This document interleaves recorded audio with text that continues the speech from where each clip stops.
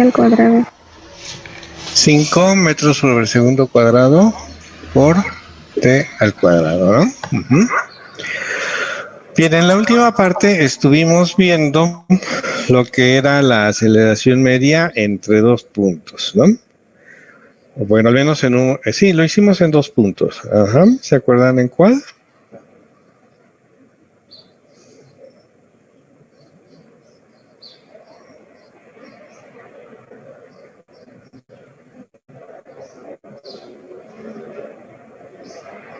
La aceleración lo hicimos en el punto 0.4, de 0.4 a 0.8 y de 0.4 a 0.6, ¿no?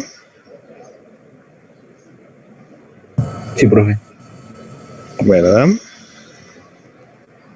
Y obtuvimos un valor igual a 10, ¿sí? 10 metros sobre segundo cuadrado, ¿sí? Esta fue la pasada, ¿qué era 4? El inciso, ¿sí? Aceleración media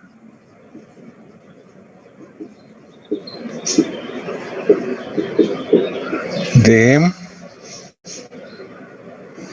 t igual a 0. No sé si le llamamos t sub 1 o algo así, de 0.2 a t sub 2 igual a 0.6 segundos, ¿no?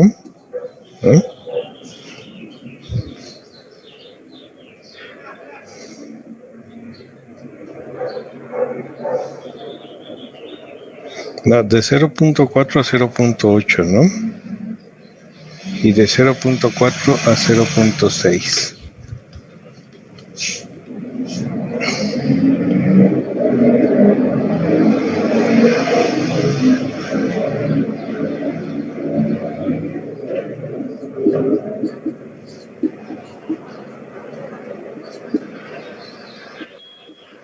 Bueno, aquí les puse nombres a los tiempos, solo con el propósito de poder escribir las aceleraciones medias, ¿no? Entonces, en el intervalo de 0.4 a 0.8, la aceleración lo podría redactar así, aceleración media, ¿no? De 1 a 2 igual a lo hicimos, igual a 10 metros sobre segundo cuadrado, ¿no? Aceleración media de 1 a 3, el 1 es el mismo, igual a 10. ¿Ok?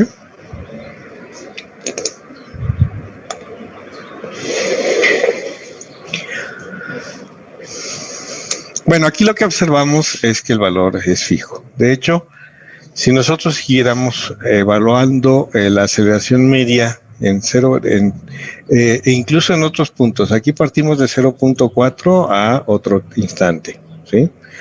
Podríamos hacerlo de 0.2 a otro instante, ¿sí?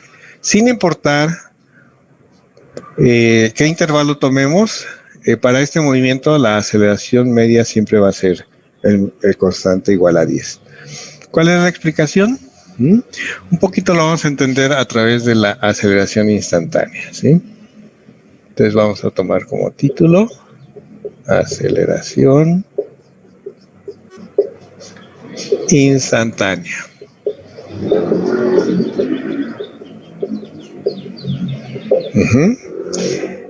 Es la aceleración media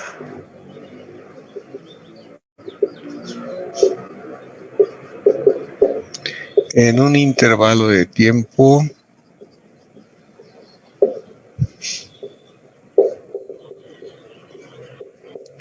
diferencial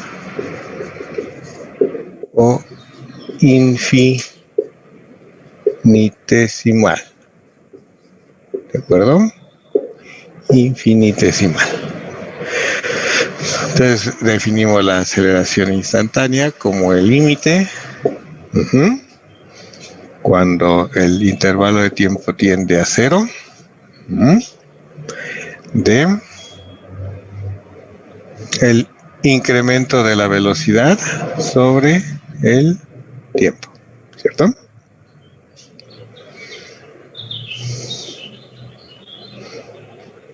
Esto va a ser equivalente, equivalente a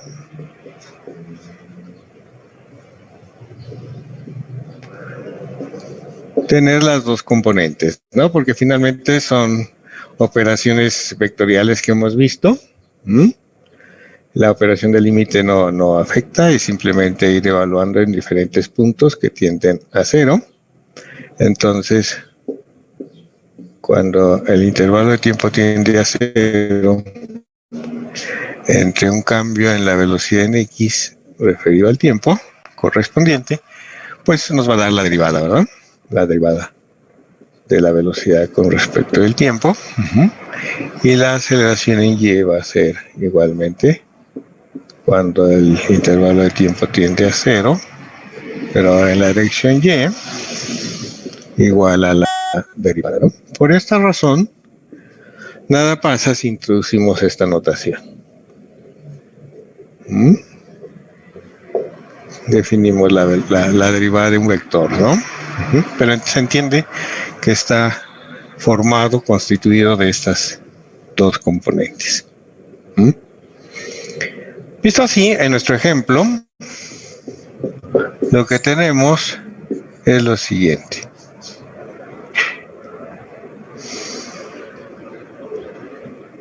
Profesor, ¿qué dice? Pues, dice de tiempo diferencial. Alcanzó ¿Aquí? a la parte de arriba. ¿En este? La oración. Aquí arriba del ese símbolo, yo creo. No, de hecho ella menciona donde en el enunciado donde dice que es la aceleración media en un intervalo de tiempo diferencial o definido o ahí. O infinitesimal. Aquí. Infinitesimal. Ajá. Esa es la palabra. Es la misma idea. Una cantidad que tiende a cero. La llamamos diferencial o infinitesimal.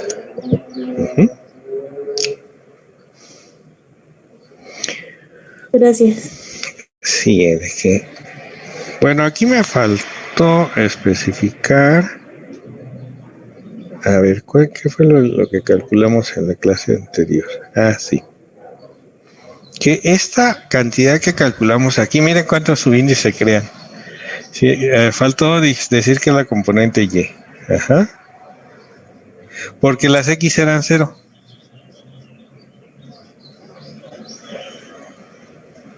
Ahí lo checan en sus apuntes, ahí está. ¿Se fijan cómo hay muchos subíndices? Hay que decir qué componente es, qué es aceleración media. Esto no lo puse sub-m precisamente por eso, porque se hace muy elaborado. ¿De qué punto a qué punto, no? De 1 a 2, de 1 a 3. Sí, se hace un montón de detalles, ¿no? Entonces hay que ir buscando la forma de evitarlos, ¿no? Una vez que nunca escribimos el símbolo para medio, sino que escribimos la resta en la razón de incrementos, ¿sí? Siempre vamos a hablar de aceleración media escribiendo nuestro cociente de incrementos, igual para la velocidad media. De esa manera evitamos esa simbología, ¿sí? Este es extra.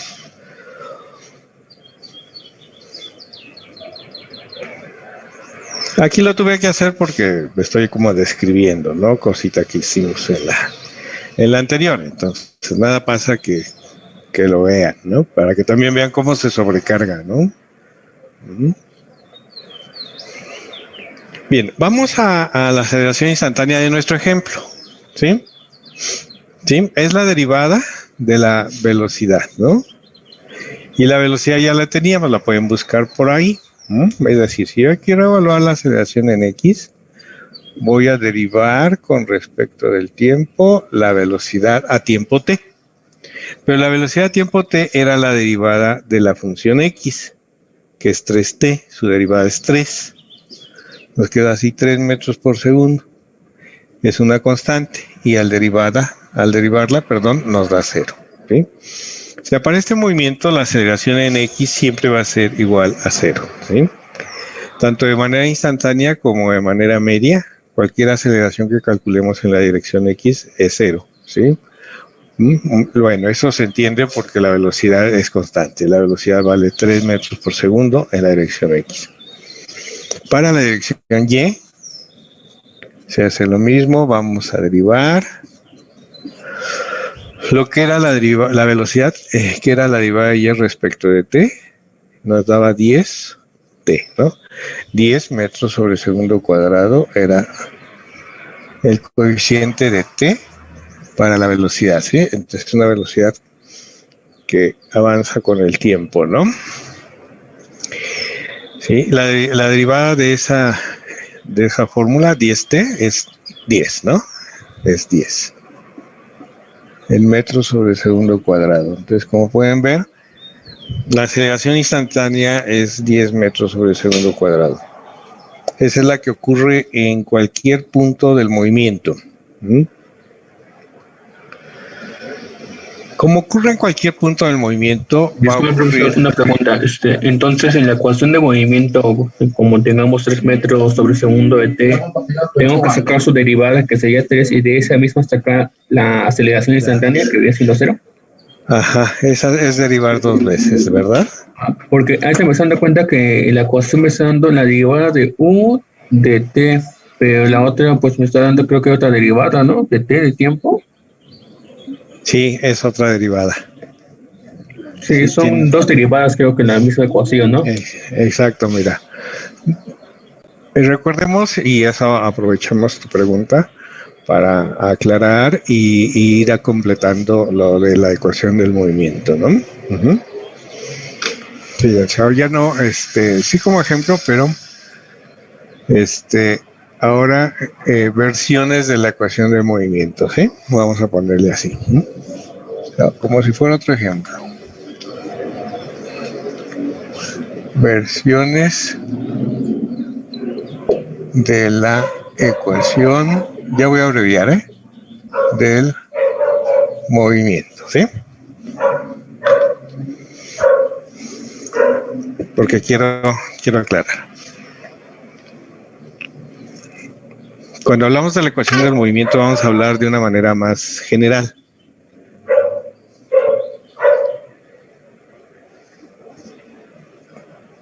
No solamente esta expresión del itinerario, pues, posiciones a través del tiempo, ¿sí? Sino que vamos a permitirnos tener la versión de velocidad, ¿sí?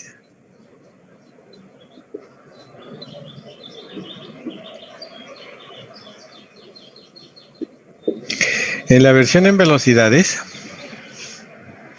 dijimos que podemos poner v sub x a tiempo t, si gustan usar esto, es opcional. Esto de los paréntesis de t los voy a dejar ya como opcionales. Quiero decir que poco a poco vamos a usar la pura letra XY, ¿sí? Como ustedes ya han estado repetidamente conmigo, yo ya les he estado insistiendo en lo que vamos a entender por XY. Son funciones del tiempo, ¿sí? Porque marcan nuestras ecuaciones del movimiento. Igualmente, para v sub x vamos a convenir que podemos usar la dependencia temporal o podemos no ponerla. Son las derivadas, ¿no? La derivada de 3t, 3. La derivada de 5t cuadrada, 10t. Ah, pero las unidades nunca hay que olvidarlas.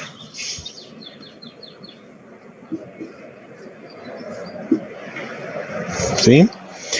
Y que lo que platicamos fue que la versión de velocidades, por el hecho de que derivamos, perdemos cualquier información de la posición y de las posiciones iniciales. Entonces, en la versión de velocidades, la ecuación del movimiento es las funciones de velocidad y la posición inicial.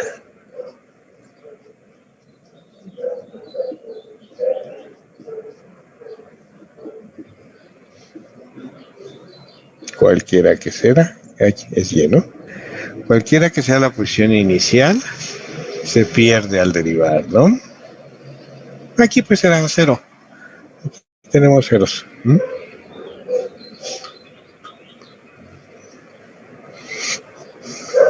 Este es nuestro ejemplo, pues.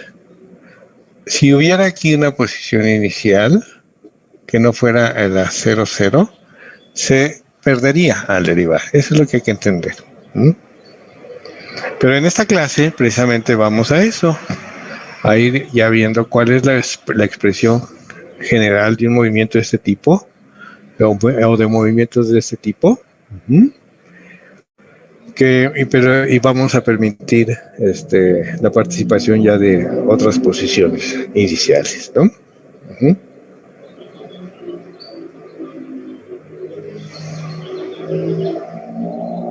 Ahora vamos a la versión de aceleración. Vamos con la versión en aceleraciones.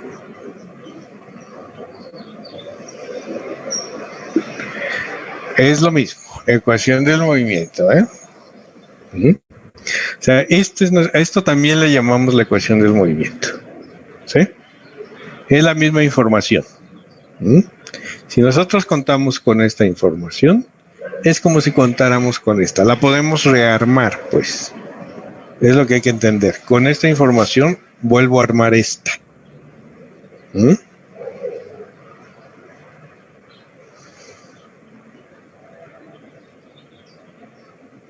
Y vamos a otra.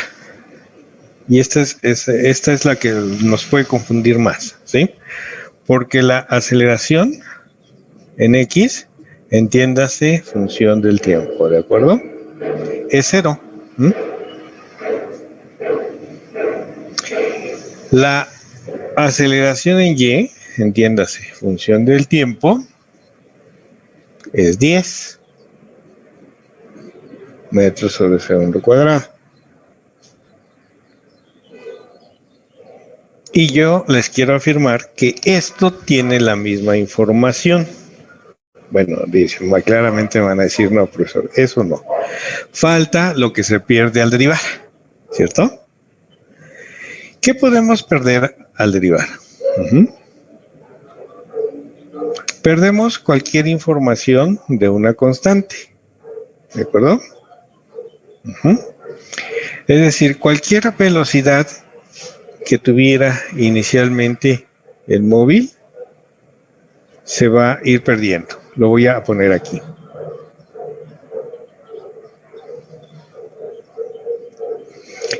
Es decir,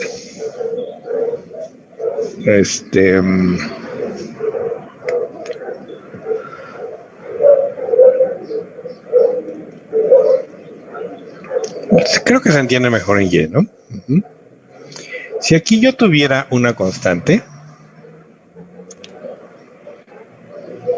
se perdería. Le voy a llamar B0. En Y. Porque estoy en la dirección Y.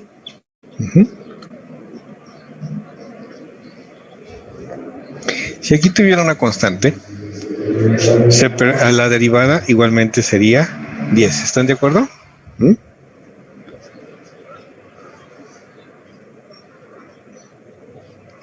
Si aquí yo tuviera una constante,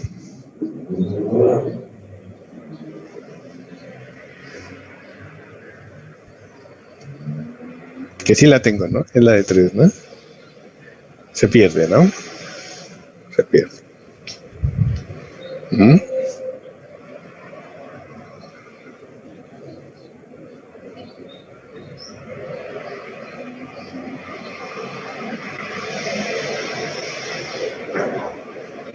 Entonces es necesario que yo tenga esta información por separado. Entonces aquí dice que en la versión de velocidad de la ecuación del movimiento tiene esta información. En la versión de aceleraciones vamos a agregar las dos. Y las posiciones, porque esas son necesarias desde aquí,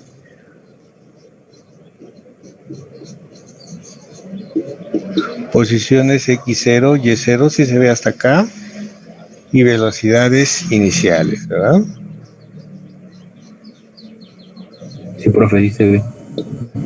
Y velocidades BX0 y BY0 iniciales. Así.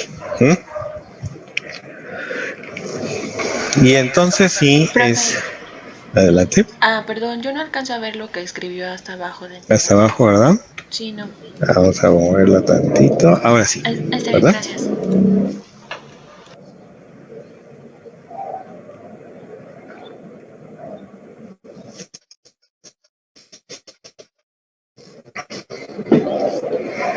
Pero esto también va a ser muy importante en adelante. Que nosotros tengamos este esquema. Es muy, muy, muy importante saber que el movimiento que está determinado sin al dar las aceleraciones en función del tiempo, que aquí pues son constantes, con información de posiciones y velocidades iniciales, yo tengo toda la misma información que en el caso del itinerario, ¿no? Las funciones X y Y del tiempo. Bueno, vamos a tomar nota de estos apuntes, ¿no?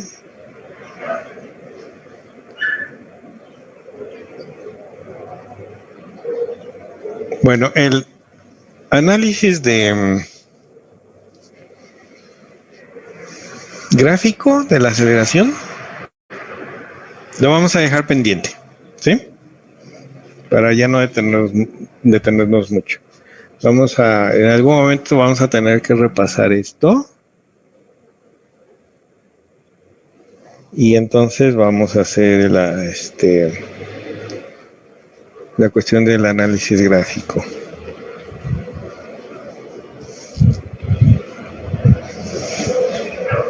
Porque sí toma algo de tiempo, pero lo dejamos mejor para el momento en que estudiemos movimiento parabólico, movimiento circular, lo hacemos, que es donde realmente se utiliza. Bien, ahora nos vamos a enfocar al movimiento unidimensional. En el movimiento unidimensional ya no vamos a tener dos componentes, no se necesita. Aunque fuera de manera inclinada nuestro movimiento, bueno, pues es mejor retomar ese eje como el eje del movimiento.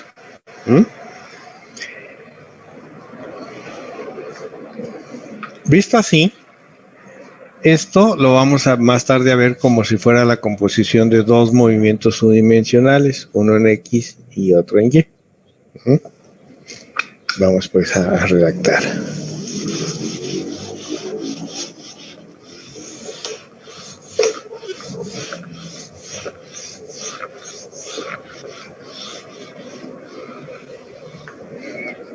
Ahorita nos vamos a enfocar al movimiento rectilíneo unidimensional, ¿sí? Es decir, porque hay de dos tipos.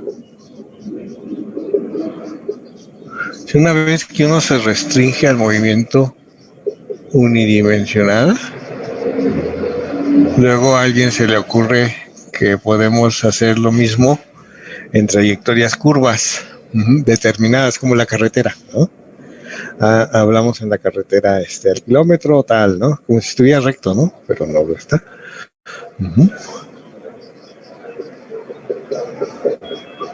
Bueno, yo me voy a enfocar al movimiento rectilíneo, ¿eh? Y mejor dejamos para más tarde la generalización a trayectorias curvas, pero que como el móvil no se sale de la curva, se puede ver como movimiento unidimensional.